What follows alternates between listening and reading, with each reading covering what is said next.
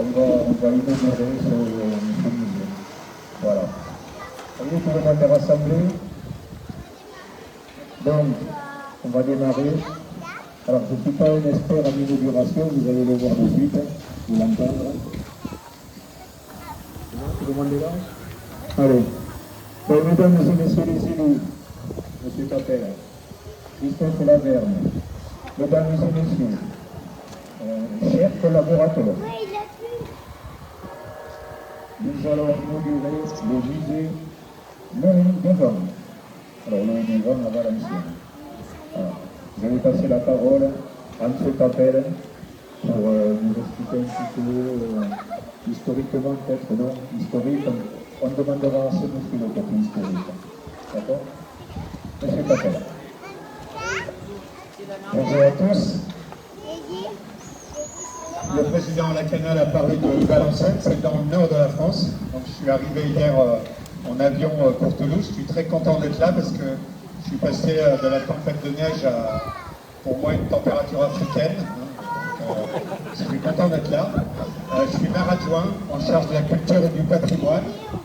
Et je suis content d'être là au milieu de passionnés, de fêlés, avec qui l'année dernière, grâce à l'intervention de quelqu'un qui est Henri Vasseur et qui est l'un des derniers directeurs commerciaux de la Société du Vent, était venu me voir en disant Ville de Valenciennes, vous pourriez faire quelque chose, il y a un bouquin qui se prépare.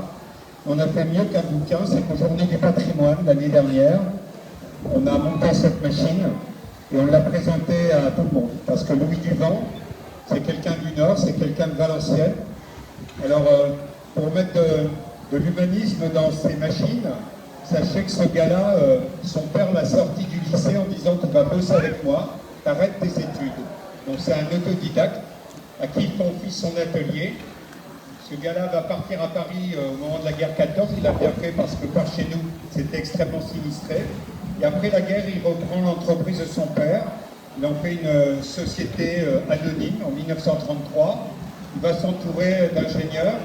Et il va créer ce type de moteur, verticaux, horizontaux. Il va travailler pour les péniches, il va travailler pour les centrales, pour créer des groupes électrogènes. Et puis surtout, c'est un homme qui a beaucoup de bagou, c'est un homme qui a du cran, c'est un homme qui a la fibre commerciale. Patrick pourrait vous le raconter mieux que moi, mais pour mettre en avant ce qu'il fait lors d'une exposition à Paris, il décide de mettre son stand sous la Tour Eiffel. Et bien qu'il ait un procès tous les jours, il a compris que c'est là qu'il allait trouver des clients. La Samaritaine, le Printemps, l'Assemblée nationale vont lui confier ce type de moteur. Et avec ça, on va faire tourner de l'électricité, on va remonter de l'eau, comme pour Versailles, son château et la ville de Versailles. Donc c'est une épopée d'un homme, c'est une épopée d'une région. Il va faire vivre toute une entreprise. Il va la quitter en 68. Il est déjà bien âgé. Et puis il va décider, c'est important pour nous dans la ville de Valenciennes, il a été maire adjoint, il s'est occupé des travaux et surtout il s'est intéressé de ses collaborateurs et il a voulu créer une fondation. Il va donner plusieurs millions de francs de l'époque à créer une fondation à une maison de retraite qui est aujourd'hui associée à l'hôpital de Valenciennes et qui existe toujours. La fondation Louis Duvant, et il y a une école Louis Duvant. L'entreprise n'existe plus, la désindustrialisation française est passée par là, l'entreprise a été rachetée plusieurs fois, puis toute cette technologie est partie et s'est exportée.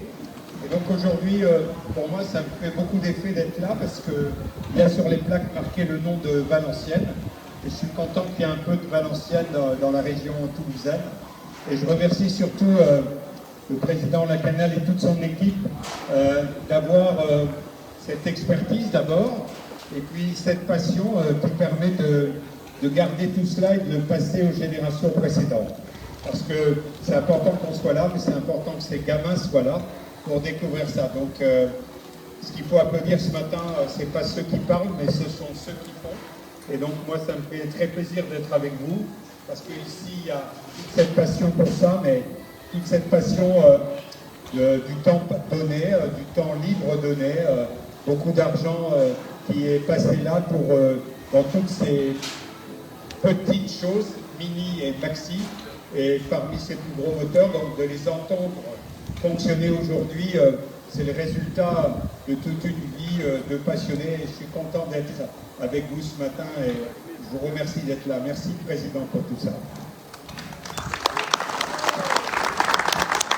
Merci. Alors, Christophe, petit mot de la ville de Longage. On a les extrêmes, bien sûr, représentants de la ville valencienne dans le nord. Et ici, donc, représentants de la région, allez, on va dire, Midi-Pyrénées. Monsieur, dames, bonjour. Oui, effectivement, je vais vous parler un petit peu. Déjà, je parle, le soleil arrive. Vous avez vu la différence? Donc, effectivement, je remercie M. Capel d'avoir fait le déplacement, de venir, nous avoir fait l'honneur de venir ici à Longage pour inaugurer ce musée du vin.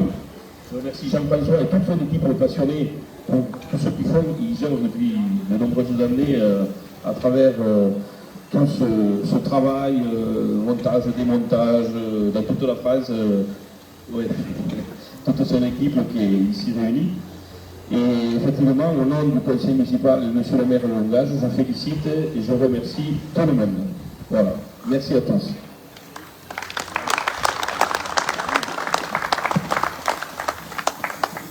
Alors, je vais confier l'arme fatale, ennemi numéro 1 de tous les rubans, à Daniel. Je t'appelle. Un petit mot, désolé. Mais je ne peux que, évidemment, vous avez fait toute la partie historique dans ce fameux constructeur.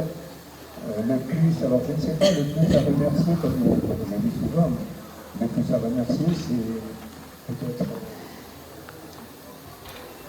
simplement. Donc c'est ces constructeurs que nous avons cités. Et nous, qu'est-ce qu'on a fait? On a démonté, on a remonté et on s'est marché. Donc, je sais pas quoi vous dire d'autre. La partie historique est faite de mon côté. Et ouais, voilà, le mot me manque.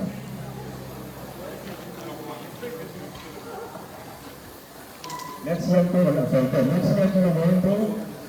Je suis très content. On fait ça.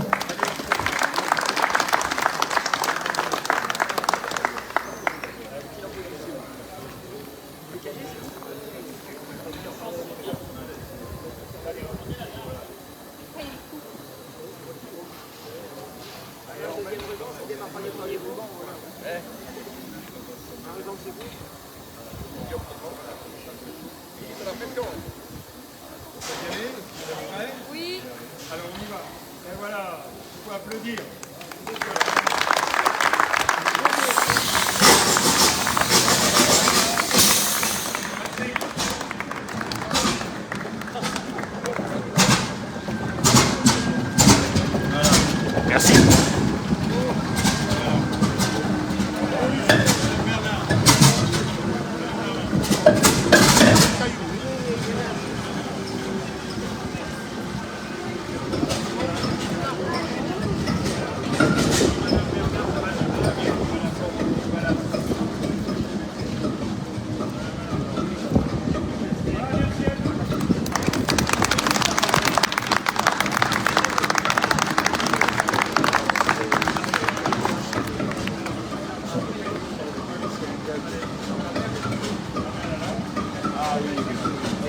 Je vous invite pour l'inauguration du musée Bernard derrière vous, juste derrière vous.